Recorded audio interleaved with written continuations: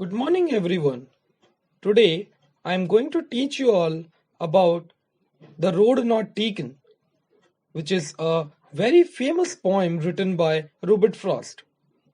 The allegorical poem, The Road Not Taken, composed by Robert Frost, one of the most prolific American poets, begins in delight and ends with wisdom. Here, the road not taken is of more importance than the road taken. The surface meaning of the word road is route or path, while the underlying deeper meaning is profession, occupation, job, and the choices and decisions we make in our life. Let me now read you the lines written by Robert Frost in The Road Not Taken. And the lines goes like this.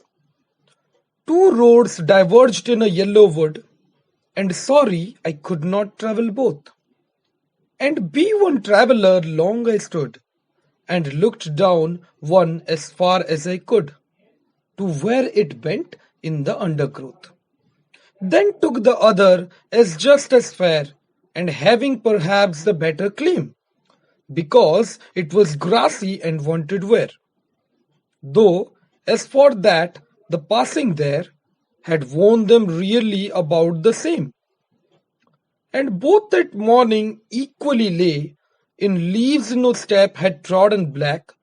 Oh, I kept the first for another day, yet knowing how way leads on to way, I doubted if I should ever come back. I shall be telling this with a sigh.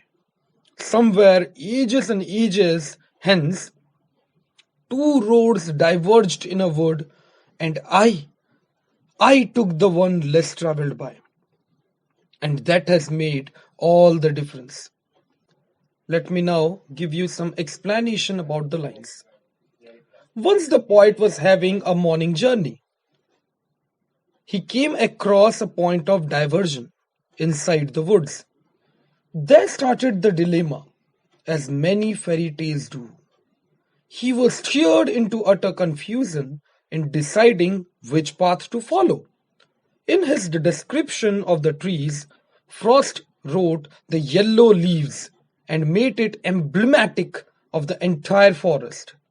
One of the essential ideas of the poem is the insistence that a single decision can transform the whole life of a person. The yellow leaves suggest the setting of the poem in autumn. Perhaps birch trees were densely populated in that part of the wood. These trees are the pioneer species against the older trees.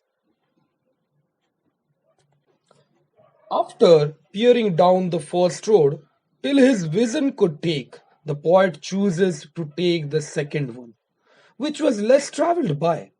But then he reiterates that both the roads were equally untravelled, and this was the final decision that he made to travel in only one road at a time. The poem masquerades as a meditation about choice. The second road, which was having properly a better claim, the poet turns to be irrational as an impulse into a triumphant, intentional decision.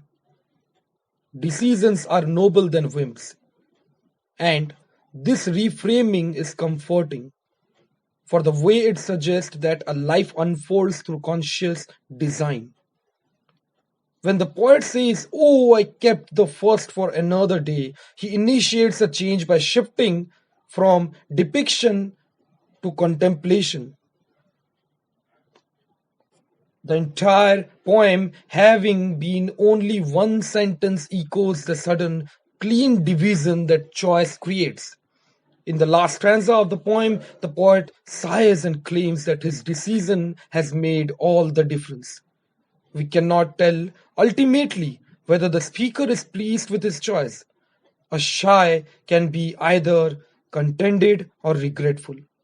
The title of the poem hovers over it like a ghost.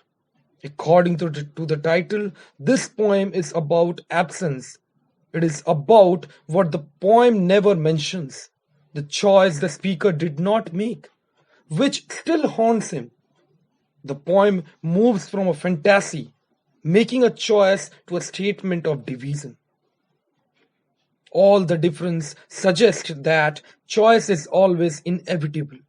All decisions create differences. This was all about the summary. The poem comprises of four stanzas, each of four lines, having a rhyme scheme of AB, AAB pattern. Thank you all.